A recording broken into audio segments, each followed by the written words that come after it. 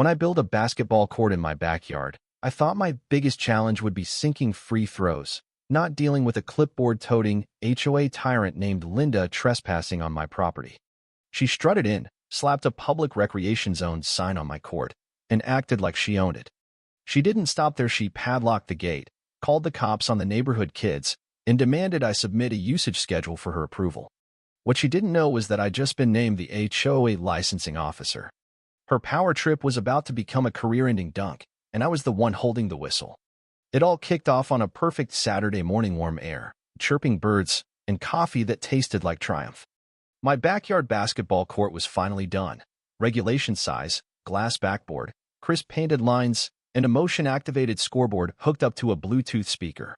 This wasn't some rickety hoop nailed to a shed. It was a masterpiece, built on my land with legal permits and more heart than a feel-good renovation show.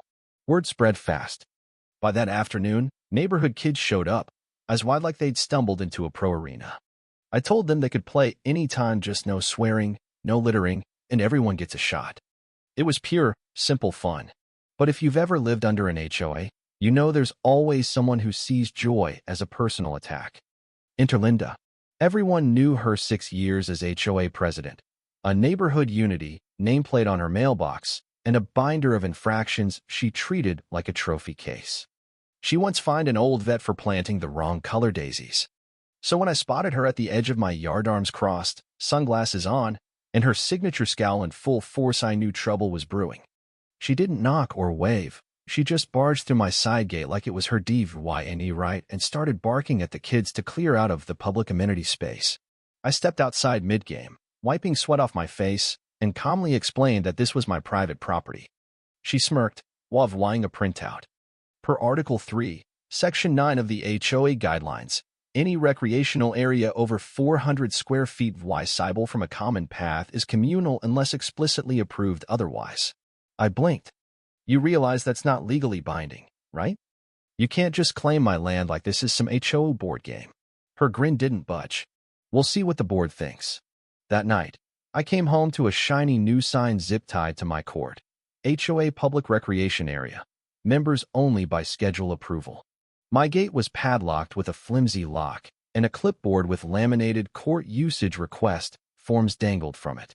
I laughed out loud, right there in my yard. The sheer nerve was almost impressive. She'd swooped in like a power-hungry squirrel, staking claim to whatever she fancied. But here's the trick with people like Linda. You don't fight them with yelling, you fight with paperwork, beating them at their own game while wearing the ref stripes. The next day, an email hit my inbox. Violation notice. Unauthorized recreational structure. It accused me of flouting rules, threatened daily fines, and summoned me to a community compliance hearing. Attached were blurry photos of my court, snapped from a bush like a suburban stakeout. But as I read it, I grinned. CC'd was Tom Hensley, the retiring HOA licensing officer, a college buddy of mine. The gears started turning. I called Tom, and he laughed the second I said, "You won't believe this." After I filled him in, he groaned. She's at it again. Last year, we stopped her from turning people's ponds into wildlife zones. He explained the HOA had struggled to replace and nobody wanted to tangle with Linda. "I can rush your application," he said. "You've got the skills, the patience, and maybe the spite to handle her." 2 days later, I was the interim licensing officer. With the title came power, access to every HOA file, zoning map, and meeting record. Best of all, I could interpret the charter and decide what counted as communal. That night, over a glass of whiskey, I dug into the bylaws. Linda's claim about my court was nonsense, based on an obsolete clause from a pre-merger HOA document that no longer applied. Her stunt wasn't just ridiculous, it was illegal. I printed a tidy packet, complete with highlights and a cease and desist letter for trespassing and unauthorized signage. The next morning, I taped it to her precious sign. By afternoon, the kids were back, playing a 3-on-3 game under the sun, music blasting, laughter ringing out. Linda watched from her porch, fuming but clueless that the real match had just begun. Her response was swift. 3 emails sewn from her, one from the HOA's general account, and one from a supposed lawyer, really just Linda under a fake HOA legal DVY Shaun alias. She demanded I retract my abuse of power and respect community rules, threatening to report me to the district board. I nearly choked on my coffee at her bluff. Now armed with the rulebook, I dug deeper into the HOA's files. What I found was jaw-dropping. The HOA hadn't updated its charter post-merger 3 years ago, meaning Linda's rules were half invalid. They'd also skipped county compliance filings twice, VYing them legally shaky. Then I uncovered emails between Linda and her VP, Mark, plotting to aggressively enforce shared land clauses for new community projects, including turning backyards like mine into accessible green zones. My court was labeled Recreational Integration Zone 4 in their draft. This wasn't just about me. Linda was trying to reshape the neighborhood into her HOA kingdom, betting nobody would fight back. I called Tom again. Found her secret land grab plans, I said. Illegal? Oh, definitely, he replied. But you'll need proof she doubles down. I smirked. Let her swing again. She did. 2 days later, public property usage violation notice arrived, accusing me of blocking access to a shared zone, with creepy photos of kids playing taken through my hedge. She'd even scheduled a community tribunal to decide my yard's fate. Game on. As licensing officer, I filed an ethics re-VYEW request with the Oversight Committee, citing her misconduct. Then I kept digging.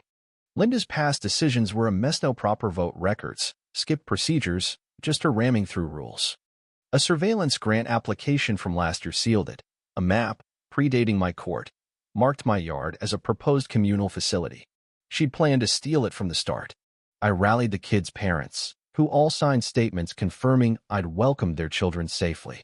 Then I drafted a press release, Community Transparency Day to re-VYEW HOA actions, sent to the local paper and posted publicly. Linda freaked, emailing that my event was unethical and destabilizing. I replied, as licensing officer, I ensure transparency and lawful conduct seriously. Her next mistake was calling the cops, claiming I was corrupting minors with unsanctioned sports. Detective Ryan showed up, chuckled at the setup, and sank a 3-pointer while reviewing my permits. She's got no case, he said. Linda stormed off, tomato red, as the sun set on a shifted power dynamic. The next morning, my yard was a war zone of flyers, Recreational Zone 4 temporarily seized for summer programming, no unauthorized use. No vote, no stamp, just Linda's Comic Sans signature as community chairwoman. Mark rolled up in his golf cart, fumbling. The board voted last night. I stepped forward. Funny, I didn't get the required 48-hour notice. That vote's void. He scrambled to peel down flyers as I compiled evidence of photos, fake notices, witness accounts, and sent it to the Oversight Committee. That afternoon, I crashed Linda's private board meeting, recording legally as they plotted to rezone backyards. When she lunged to stop my phone, I said, I've got hours of this in an ethics complaint filed. I froze all pending programs and launched a full audit. The next day, I cut her padlock off my gate, posted private property, community use by permission, and the court roared back to life. At midnight, Linda filed an emergency bylaw addendum online, trying to retroactively control new recreation spaces solo. No vote. Too late.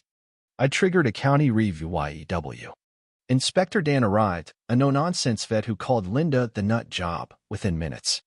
He tore through my evidence, muttering she's done at her recorded schemes. His report found 9 HOA violations, including her cronies' illegal builds and an unsafe clubhouse shutting down her gala. I emailed every homeowner a transparency update with Dan's findings, sparking an outpouring of support and horror stories. At the emergency meeting, I presented a binder of failures audio, photos, legal breaches. Linda's defense flopped. She was voted out 87-13. Mark quit on the spot. Cheers erupted. We rewrote the bylaws, added protections, and turned my court into a community hub games, MOVYE nights, food trucks. The county offered me a permanent oversight role after the fallout. Linda moved out quietly, her reign shattered. That Saturday, as kids shot hoops and neighbors laughed, a dad said, "You didn't just win, you changed it all." Across the street, Linda's face peeked from a for sale house's window. Her game was over. Mine was just beginning.